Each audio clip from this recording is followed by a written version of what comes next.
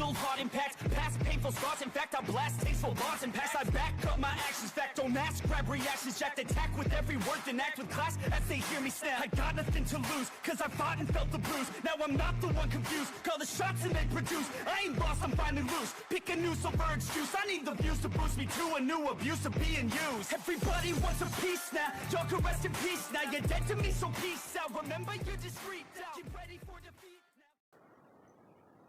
now. Alrighty. Hello everybody. This is Kirusho here, and now, whenever we last left off, Izuku Carter, they are getting together the plan to kill All for One. And Izuku and Toru are on their way to meet a contact. Now, with that being said, they just left the manor, and they would both arrive in the Continental parking lot. As Midoriya, whenever he does pull into the garage, he actually does open the door for Toru. Her actually getting out and going over it with Midoriya. She will be getting ready in case the target does decide to try and run. She'll be on the floor below. And that should at least make sure that if something does happen, they can take her down and prevent her from contacting All for One. Now, with that all being said, Toru would get out of the car and get her preparations made, as Midoriya does actually drive onto the very top of the parking garage. As he does actually see his contact pulling up and actually getting out of the car. As he does so, he does just go to turn and lean against it, as he does say hello. As she does get out of the vehicle that she's currently in, slamming her door closed, taking off her sunglasses, and just tossing them back into the vehicle, turning and saying that it's been a long time. So you're working with All for One? Oh, totally. Besides, the pay is good. I wouldn't expect anything less, Kami. Oh, come on, Carter. Besides, he pays in quirks. I'm aware. Oh, really? So that's why you contacted me. You want one? I don't need it. Anyways, listen to me. What's his price? Now, Kami does just list it. For the sake of it, let's just say she lists off that he's paying her $2 million for her current contract. Midoriya getting a bit more details about it. She's basically trying to hunt down heroes that All for One would need. Talking about how he already has the Pro Hero Eraserhead, along with listing off 4 others. Her then going on to state that All for One also does need this done, this done, and this done, and then there is his contract for All Might that is currently open. He's trying to go after the #1 pro with a hitman? Yeah, it sounds a bit strange, but at the same time, I think it might be possible. Well, think about it. All Might's old.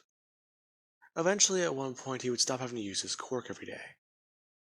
So, the moment that he powers down from using that enhancement ability, bang! Not only do I get a hefty paycheck, but I could potentially get a record for killing All Might. Good luck with that. I spent a month undercover inside UA. All Might is every bit as powerful as they say. In fact, he moves faster than the human eye can see, throws punches stronger than shockwaves. And well, he's able to beat something with shock absorption. Really? Yeah. I doubt he ever runs out of power. That little contract that you want to take? I doubt you'll ever kill him. Even I have my doubts and reservations. Okay, now cut to the point. What do you want? I want you to join me and my allies. Yeah. Listen to me, Kami. My... You know what? I'll just tell you. My current employer is Mr. Yaoyorozu. Hmm? He's on the high table. Oh, really? Yes. I'm currently training his daughter. And I'm taking precautions to make sure that my contract can be fulfilled. You are one of them. She just hired me to kill All for One. And the man who killed her classmates. So, once I get this done, she might be done training. However, there is something that I do need to go over with you. She has to be the one to pull the trigger. Huh? Why? Her father wants her to be different, not her typical self. Self. Ruthless, kind of. He at least wants her to have blood on her hands. That way she can be pulled in. She's already getting pulled in anyways, the way things are going. So, if you do this, well, they will pay you more handsomely. Oh, really? So, that's all? Yeah. I can make the phone call in a minute. And Mr. Yaoyorozu would like to possibly speak with you. But you need to be aware about your quirk. Oh, come on, Carter. You better than anyone should know that my quirk would be fine. Yeah, I don't think your quirk would be fine. Now listen to me. What we're doing is simple. We're going to infiltrate his base, and you're going to let us in. Really? Yeah. He's still human. At some point he does need to sleep. Plus he can't see us. So, our plan will be easy. And if we're able to execute it properly, then we can take him down. I can get paid, you get paid, we all win. I go back into the underworld. I can finally stop being in this town. Oh, really? Yeah, especially because one of my old friends are here. Old friends? Yeah. Someone from my past.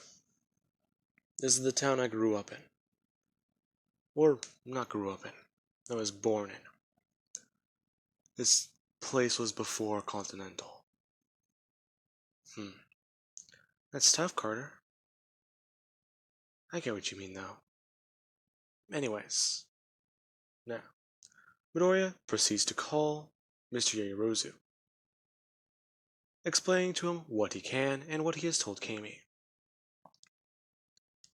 As he does, then inform Kami about the process. That will be done. Now, she does actually agree to all this. She will help Midoriya. She is only being paid to open the door, however. Now, once that does happen, anything that does happen to her, she will just simply defend herself.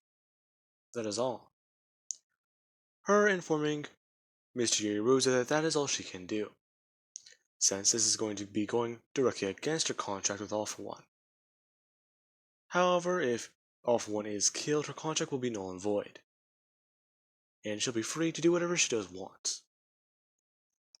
Now, Mr. Yaoyorozu is annoyed by this, but he does understand her tight position. So, he does agree. Simply just let his people inside and they'll take care of the rest. Now, with that all being said, Midoriya does leave. And we do have roughly a week later, where the internships would be happening in canon. Now, at this time, the plan is executed. Midoriya and his people, they do arrive at a location in a van. And they're all ready. Wearing gas mask, outfits, tactical suits, vest, and they do all carry gear. Now, Kami does open up the warehouse for them. And this is quite interesting. Midoriya and everyone walking directly into the warehouse. As Kami, she does simply just go to walk away, walking out of the building. Midoriya actually looking around as they do observe the tanks. What the hell? Momo actually pulling off her mask and saying that it's just like the Nomo of the USJ. It is. Now, everyone be aware, there might be more active. We don't know how many were in these tanks before we arrived, let alone how many they've already created. Now, with that all being said, they do make their way throughout the warehouse, using silenced weapons to take down any guards that would be on premises.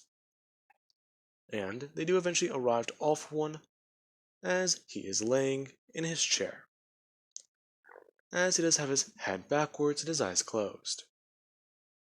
Now, at this point, Midoriya, whenever he does open the door, he does actually just use his quirk. All For One won't attack. He can't see it. There's no direction to attack, and from observing the room, there's no way anyone gets in here. Perfect. Now, Momo actually just steps forwards, and she goes to create a gun out of the palm of her hand. A bigger caliber. Now, Midoriya does watch this, as Momo, she just holds it up in her arms. She's basically holding an anti-tank rifle. As Midoriya, he actually does tell Momo that she has to be the one to pull the trigger. He can only get her this far. Damn it. Why? Your father. His orders, not mine. Of course it's him. Always trying to get me to do things I'm not, be something I'm not. But I guess I'm a killer. At least that I can prove. Now, Momo, she does actually go to bring her hand up onto the trigger, as her finger is shaking, and she can barely even squeeze down on it. As Midoriya, he actually does step right up to her, putting a hand on her shoulder and telling her to breathe in and breathe out, and that if she does need to just simply close her eyes and squeeze the trigger. That will make it a little bit easier. Now, she does do this. The moment the shot rings out, it's already too late. The mask on All For One's face is blown away, torn to shreds, along with All For One's entire head. Now, with that, we do have over at a different warehouse, where the doctor, Kirigiri, and Shigaraki are all located. Now, I do want to say that one of the doctor's instruments would basically tell him that All For One has lost his pulse, or tell him that his heart is no longer functioning, especially since he was connected to that device. Now, with that being said, we also do cut over to Momo's perspective, as she does feel the recoil of the gun, her falling backwards and landing on her ass, as the gun hits the floor. Now, she does open her eyes, and there she does see it, the body of All For One, without a head. And, well, she's not too sure what to say. Her just staring at it before she does at least look up at Midoriya, asking if she really did do it. Midoriya slowly nodding, before picking her up off the ground, as he does ask Kirishima to give him a hand with this, as Midoriya grabs All For One's body by its legs, and Kirishima grabs him by the arms, as they do proceed to move out of the warehouse.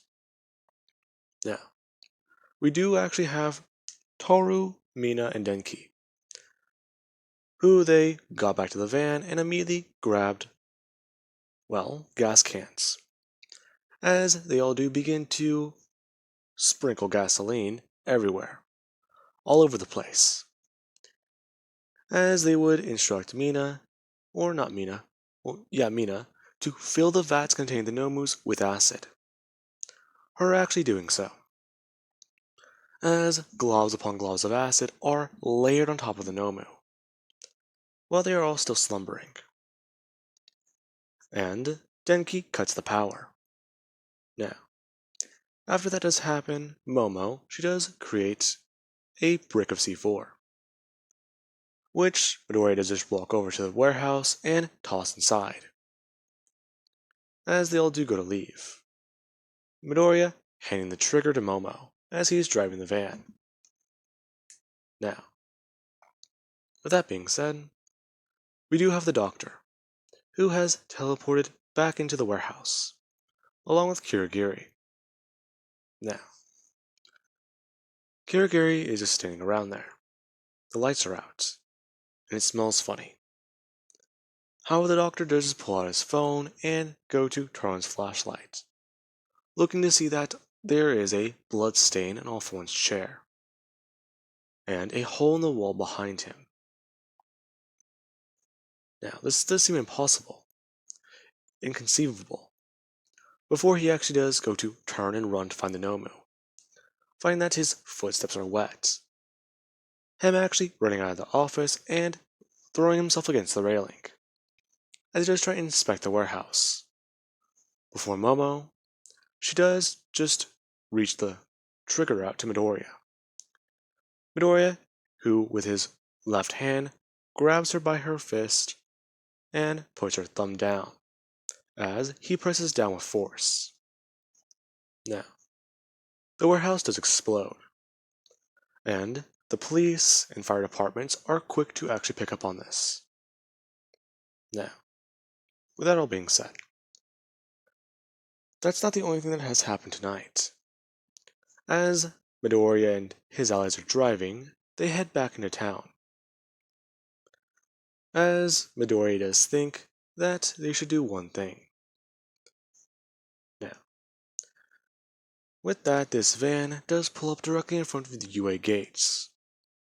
As Midoriya and Kirishima, they quickly get out, dragging All For One's body directly up to the gate, as Midoriya then just does ask Momo for a can of spray paint, her creating it, and Midoriya taking it as he does actually open the can and spray something on the gate. Now, with that, Midoriya just sprays All For One with an arrow pointed right down. And this would be whenever he does then drive away. As now, that would be whenever one person does actually start following them. As Midoriya is driving, Momo is going over about how she feels guilty about all that. About how this should not have happened. This feels wrong. This just seems bad. Yeah, Yuruzu. You killed a man. It should be expected. But I understand that, but actually having the blood on my hands, I don't know. Is it normal that I want to vomit? Yeah, it is. At least I think so. Now, with that being said, Midoriya, he does actually look into the rearview mirror. And he does see headlights directly behind them.